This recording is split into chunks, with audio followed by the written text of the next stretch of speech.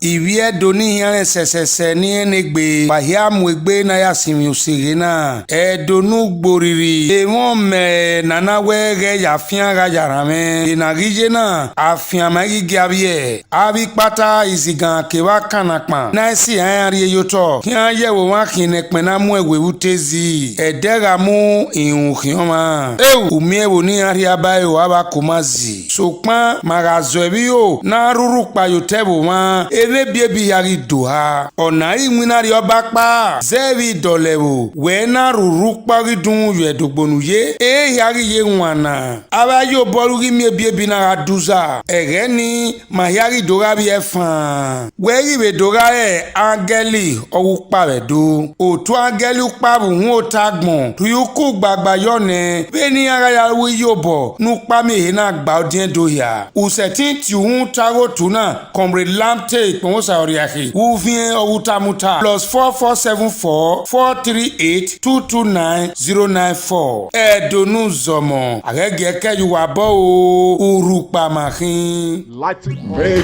Comrade Show. Wait. Comrade Lamte Oriahi. Live on Facebook and YouTube. Like us. Follow us and be the first to know. This is the Comrade Show. Make Comrade Show. Wait. Comrade Lamte Oriahi. Live on Facebook and YouTube. Like us. Follow us and be the first to know. This is the Comrade Show. Make Comrade Show. Wait. Comrade Lamte. Yes. A very good afternoon to everybody, Nigerians across the world. This is the Comrade Show, and it is hard gist on the Comrade Show. My name is Comrade Lamte Ikmamusa Oriahi, and of course, we are committed. There is this saying that say Peking when they say if mama no go sleep, that's in Peking no go say sleep. And that has been the case with Buhari today in Nigeria. And it's important. If Buhari does not rest, we are not going to rest. As far as we are concerned, President Muhammadu Buhari of Nigeria is displaying arrogance, is displaying a character not befitting of one that is being called a leader, talk less of being called a president. We are beginning to see, evidently how wired the mind of Buhari is, how wired his brain is towards the minorities of Nigeria. We are beginning to see how wired the brain of Buhari is towards the Igbo nation, towards the Niger Delta people, towards the minorities of the South. And we cannot, as a matter of national peace and intellectual security, we cannot fold our arms and just allow these things go. Buhari is ready to deal with us, and we are ready, and we must be ready to equally deal with him. One dangerous aspect of what is happening right now is that Nigeria is enraged. The peoples of Nigeria are enraged. This anger is building on the account of just one person, because of just one person in a country where it's estimated, to have over 120 million people. One human being is the one who's setting the agenda for us right now to be running heta-skelter, to the point where agitations are on the increase across various parts of the country. Now, while we are yet reeling from the tweets from Buhari, a tweet that signaled, genocide on parts of Nigeria, and of course, the meeting he had where he threatened fire against agitators, against people asking for equity, asking for the Nigerian nation to revisit herself and redefine, the old order that can be workable for everybody. He's threatening to kill these people, to destroy these people. And the people right now that fall within this orbit of Buhari are the Igbos. Now, why we are yet reeling from that?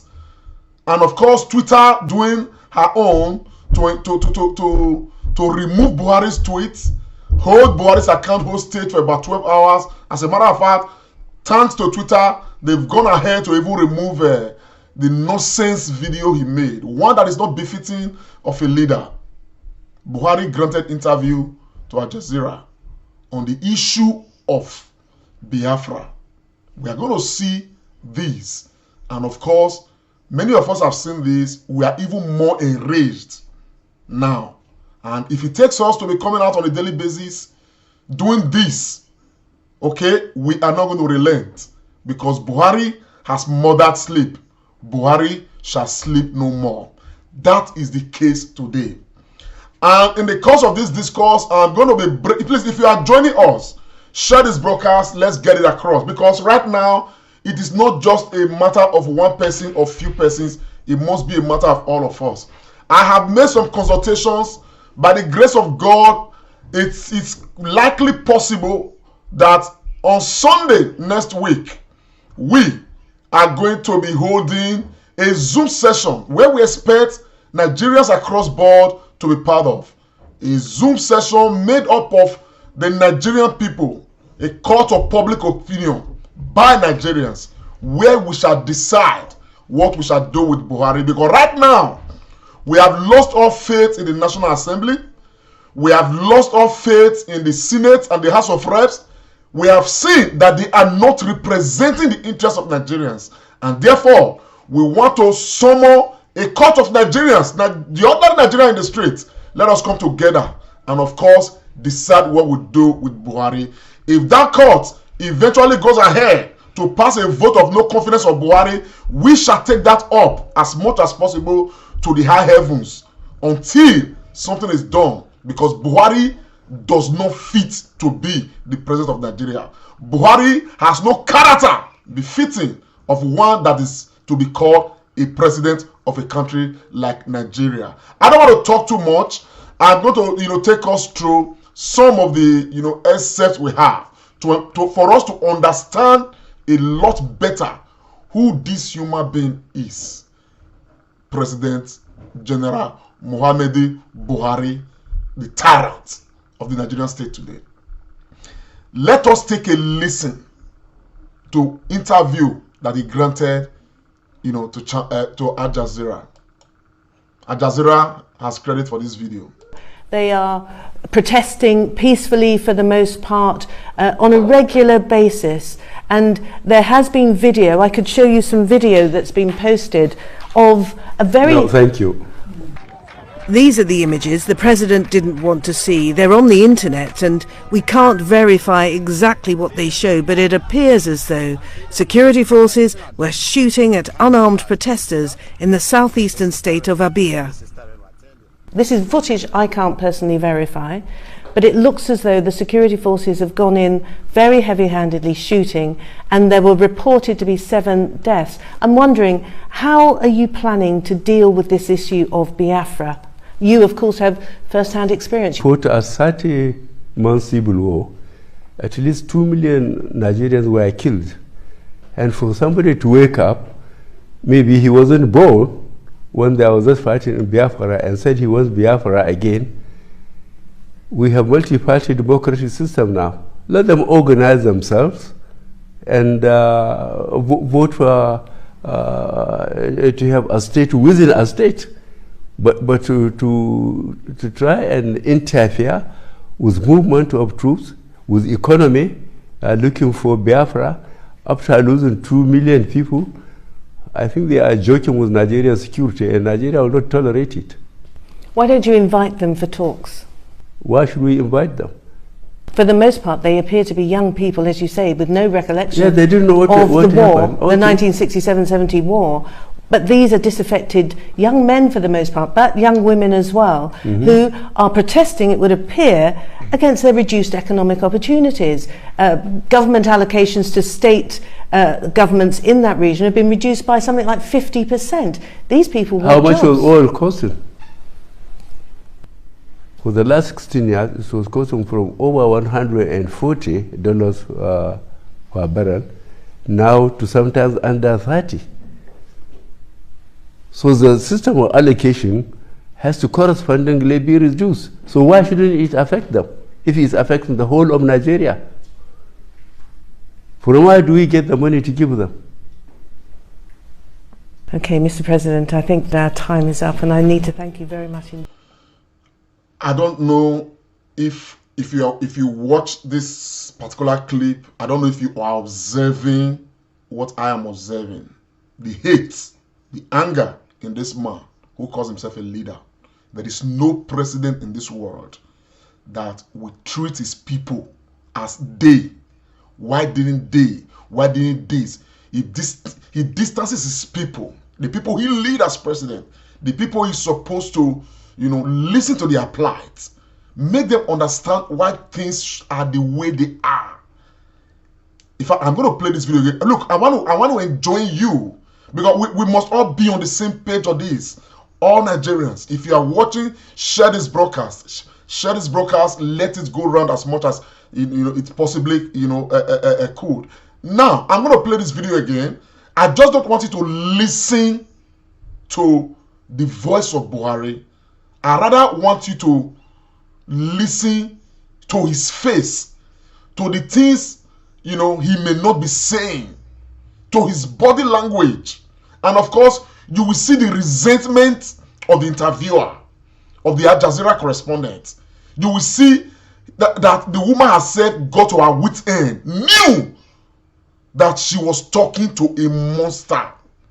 She was talking to a bigot. She was talking to one who cannot, who must not, who should not be a leader, not even to his family, talk less of being a national leader that is being called a president. Please just don't listen to the words, listen to the body language, listen to the unspoken words from a man who is supposed to be the president and father of a nation. And on the account of this man, Nigerians right now are most divided. On the account of this man, everybody is willing to go their own way. On the account of this man who presents nothing but evil, but hate, anger. Let's take a listen. Let's watch and listen. For taking the time to speak to me, and for speaking to Al Jazeera. Thank you very much. Thank you very much. Thank you. Thank you. They are protesting peacefully for the most part on a regular basis, and there has been video. I could show you some video that's been posted of a very... No, thank you. These are the images the president didn't want to see. They're on the internet, and we can't verify exactly what they show, but it appears as though security forces were shooting at unarmed protesters in the southeastern state of Abia. This is footage I can't personally verify, but it looks as though the security forces have gone in very heavy-handedly shooting, and there were reported to be 7 deaths. I'm wondering, how are you planning to deal with this issue of Biafra? You, of course, have first-hand experience. After a 30-month civil war, at least 2 million Nigerians were killed. And for somebody to wake up, maybe he wasn't born when there was just fighting in Biafra and said he wants Biafra again.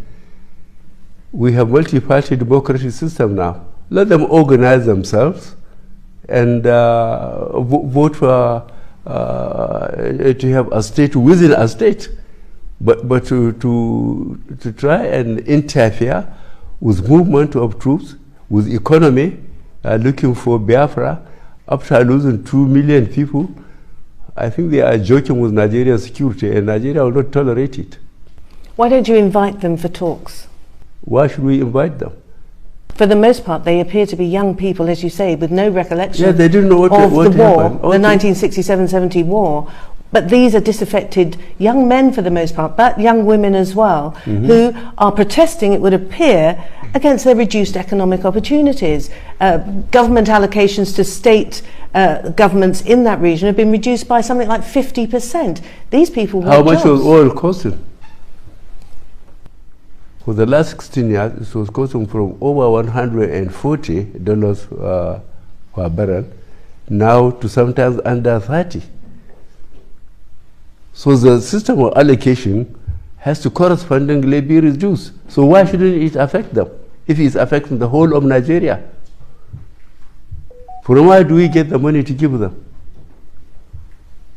Okay, Mr. President, I think that our time is up, and I need to thank you very much indeed for taking the time to speak to me and for speaking to Al Jazeera. Thank you very much. Thank you very much.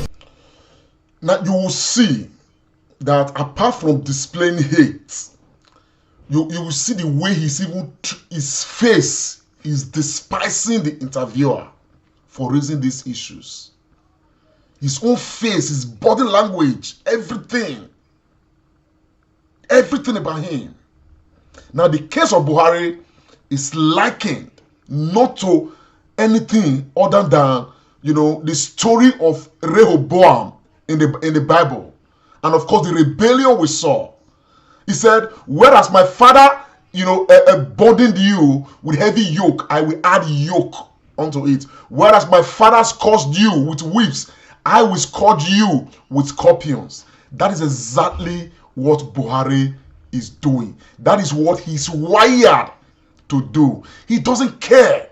As far as he's concerned, the entire northeast region of Nigeria, the entire Niger Delta people should be run down and all killed in one day so that he can take charge of the oil. Now, to let you know that the body language and everything about Buhari right now, okay, is not just coming from the blues. This man, everything he's doing right now, they are premeditated. Before his the opportunistic, opportunity he had to become president, he had planned that he was going to chastise these Nigerians. Let us take a listen to this man shortly after winning his election. Man will listen. This is the way his brain is wired. And so nothing is going to change. And we, Nigerian people, will definitely call for that change. Buhari has to go. Let us take a listen at this. My question relates to another area of Nigeria that hasn't gotten much attention during this trip, and that is the Niger Delta. It's a challenge that you're going to face. I wonder if you would tell us how you intend to approach it with particular reference to the amnesty, bunkering, and inclusive development. Thank you. Inclusive government. Inclusive government, how you include, women. Yes. I hope you have a copy of the election results. Naturally, constituencies, for example, that gave me 97%, cannot, in all honesty, be treated on some issues with constituencies that gave me 5%. I think this is a political reality. Now, look, what we are showing you right now, what I'm trying to show you right now, okay, I'm just trying to establish, okay, the man Buhari against the backdrop of what is happening right now. Now, the man is already having it in his head that he didn't get much vote from these people. And so, therefore, to hell with these people. To hell with them. It is a matter of, say, I got vote from these people, and so and this is exactly what is reflective of his appointment. Why all major and key political positions belong to, just one part of this country, his own people. And therefore, what I know is that by the time you are elected a political leader by way of election, it doesn't matter where your vote came from anymore. What matters becomes governance. Governance affecting the entire constituency that you govern. As far as this man is concerned, he is president to the people who gave him 97% of vote cast. He is not president of those that gave him 5%. And therefore, I dare say that the Biafra people have no moral reason to call themselves Nigerians under Buhari. This is very clear. They have no moral reason to call themselves Nigerians under this administration. Because a president comes out publicly. At the time he did this is an old video. When he did this, it was like a joke. But his governance is reflecting his argument. His governance is reflecting his tweets. His governance is reflecting every aspect, every complaint that we're having today. Let us watch this video again, make you understand what they are talking about. Because the point is, do the Igbos have any moral reason to call themselves Nigerians today? That is the point. And the man we call president, the monster we call president, is actually giving us reasons to argue on behalf of the Biafra people. That they have no reasons, no moral reasons whatsoever to actually regard themselves as Nigerians under this administration. Let us take a listen again, because when we watch this human being, I try to listen to the unspoken words. Please open your mind and watch this video again. My question relates to another area of Nigeria that hasn't gotten much attention during this trip, and that is the Niger Delta. It's a challenge that you're going to face. I wonder if you would tell us how you intend to approach it, with particular reference to the amnesty, bunkering, and inclusive development. Thank you. Inclusive government. Inclusive government. You know, in how you include, women. Very youth. very dull. Yes. I hope you have a copy of the election results. Naturally, constituencies, for example, that gave me 97%, cannot, in all honesty, be treated on some issues with constituencies that gave me 5%. I think this is a political reality. My question. Can somebody really tell me what is a political reality in that argument? That is hate speech. I come to what somebody just a comment just now on Facebook. By a president. By a president. Now, it is common that people always agitate for things. It is common. And it is one of the reasons why democracy exists. Why leaders, take over the matter of leadership to try to harmonize the various interests and ensure that there is peace and tranquility within, their sphere of governance and leadership. That is the responsibility of a leader. And in the Constitution of Nigeria, it is clearly stated that the major responsibility of government is the protection of lives and property. Now, we have lost that.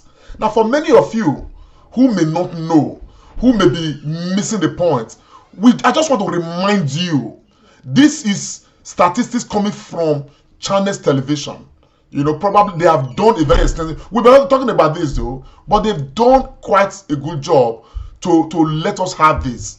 This is Buhari's Nigeria today, in comparison with when Buhari took over from Goodluck Jonathan. This is the Buhari Nigeria of today. The Buhari's Nigeria of today. Look at it. Nigeria under Buhari's watch in 6 years. Inflation rate rose from 9% in 2015 to 18.12%. Make una listen. Unemployment rate rose from 8.19% to 33.28% unemployment. Our debt profile at the time this man was taking over was 12.60 trillion. Today, our debt profile is almost tripled, 32.92 trillion. Almost tripled. Exchange rate, this one is in comparison to dollars, was $1 to almost 200 naira. That is over 200% increase now. It is now $1 to 410 naira. That is, official market too. But meanwhile, a black market price, it does that one well. Now, foreign reserve was 28.57 billion at the time it took over. Today, it only just added about 6 billion, which is next to nothing when you compare, to how devalued our naira is right now. As a matter of fact, our foreign reserve, by the time the government was taking over, is a lot more than what it is now. If you compare, exchange rates, it is like we have reduced our foreign reserve by half. GDP growth was 2.79 by the time this man was taking over. Today, it is minus 1.2%. Now, when you look at it, every indices, every indices of value, every indices, of comparison, every indices, to analyze how relevant a government is to its people, they are all missing. All of this, this one excludes the issue of insecurity right now as against when this man was taking over. The issue of poverty rating right now as against when this man was taking over. So when you look at it, this man has no reasons whatsoever, you understand, to become president, to be president of Nigeria, to remain president of Nigeria. We are crying. Everybody's crying. Even those in the National Assembly is crying. They are crying. The only people who are not crying, they are the Senate President and the Speaker of the Federal House of Representatives.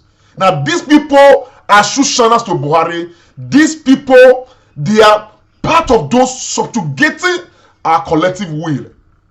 And we must rise against them. All of them put together.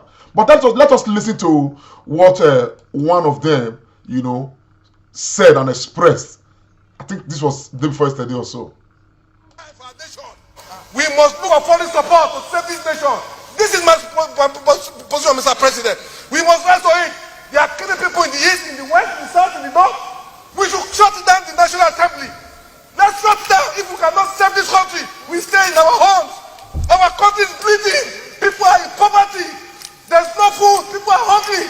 Insecurity is threatening us. We cannot pretend.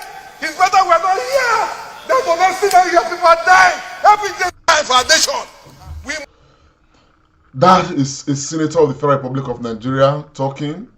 A renowned barrister. I played this video yesterday. Equally is crying. It does not always be saying Nigeria is indivisible. It is indissoluble.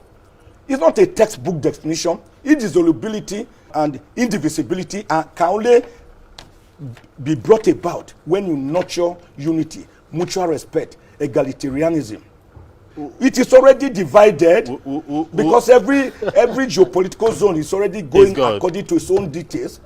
There is no cohesion. There is no leadership.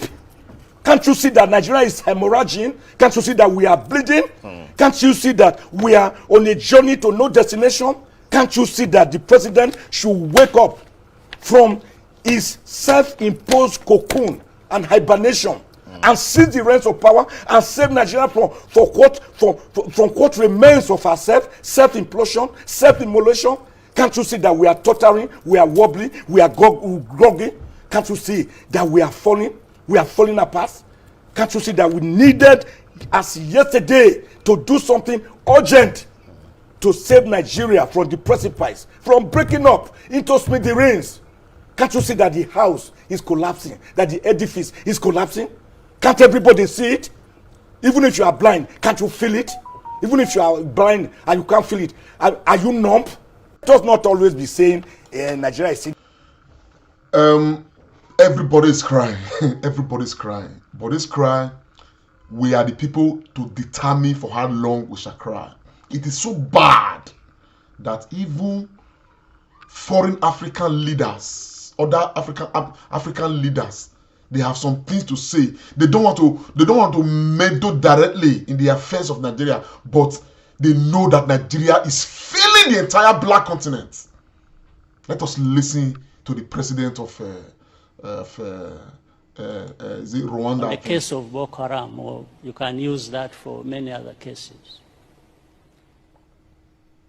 For me, when I'm watching on television and I find our leaders who should have been working together all along to address these problems that commonly affect their countries, wait until they are invited to go to Europe to sit there and just,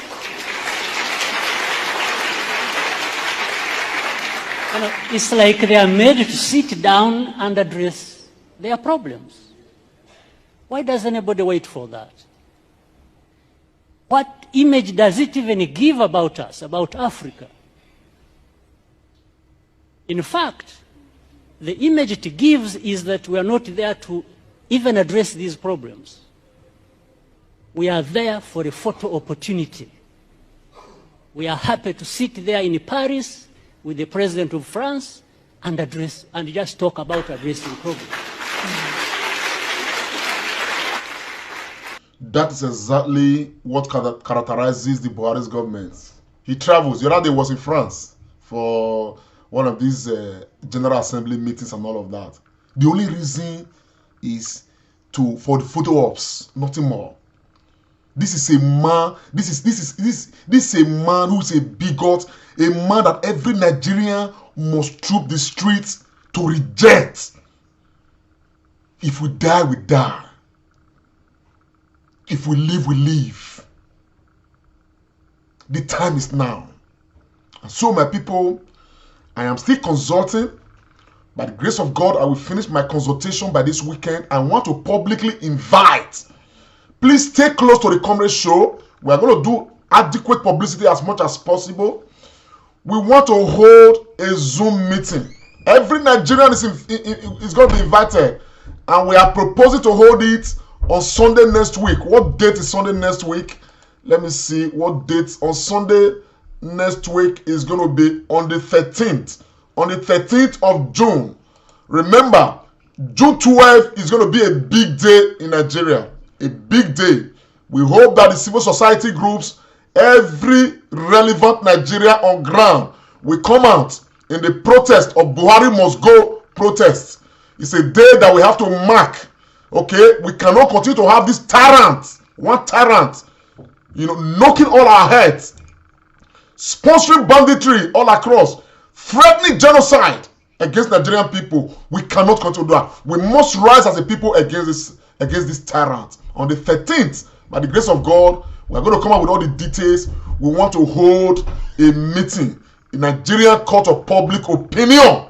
In that meeting, we are going to preside over that meeting, in place of the National Assembly. We have to do the needful. If the National Assembly cannot act to protect the interests of Nigerians, let the Nigerian Court of Public Opinion begin to protect our interests. We are going to have a parallel session, okay? Because right now we have no National Assembly, we have no constituency representatives, giving us representation as Nigerians. Because right now, the country is bleeding. The country is crying. The country is sinking, is drowning. The National Assembly cannot save us, but we can do a lot to save ourselves. The Nigerian people, okay, they must remain the highest policy-making people of the Nigerian state. And so therefore, I want to say publicly that by the grace of God, we shall invite everybody. If you are not following the Comrade Show, follow the Comrade Show, please. Click follow, click the notification button. Stay close. If you don't want to follow, no problem. But try to visit. In the course of the week, the publicity will be out. The link will be out. Stay close. Hopefully, on Sunday, 13th of June, we shall hold a meeting, the Nigerian Court of Public Opinion, where we shall decide. In that meeting, we probably will set the ball in motion, okay, to vote, either to have a confidence motion on this man Buhari, or we have, a no confidence motion in the man Buhari. At the end of the day, whatever holds, okay, we stay by that and we take that to the high heavens until the whole world hears our voice. Because right now, what we have is not sustainable. What we have, at best, is going to destroy us as a people. And we must rise to the occasion as Nigerian people. The National Assembly of Nigeria, you have failed. You have failed. You have failed. This man has committed too much atrocities against this country. Atrocities enough to call for immediate impeachment. But the National Assembly, you have failed. The Court of Public Opinion of Nigeria, we will meet and we will pass a vote of no confidence on the president, and we will publicize it in every print media. We will take that matter to every part of this world. Let the world know that we Nigerian people, we have rejected this tyrant president. We have rejected this bigot. We have rejected this president full of hate speech and threatening genocide against Nigerian people. On that note, my people, I just want to say thank you for joining. Help share this broadcast. We'll come your way again. Stay close to the Comrade Show. We'll reel out the information as the day go by. God bless you. I am Comrade Lamtik Mohosa Oreahi. I'll see you again. Bye for now. Live on Facebook and YouTube. Like us, follow us, and be the first to know. This is the Comrade Show. The Comrade Show with Comrade Lamtik Oreahi. Live on Facebook and YouTube. Like us, follow us.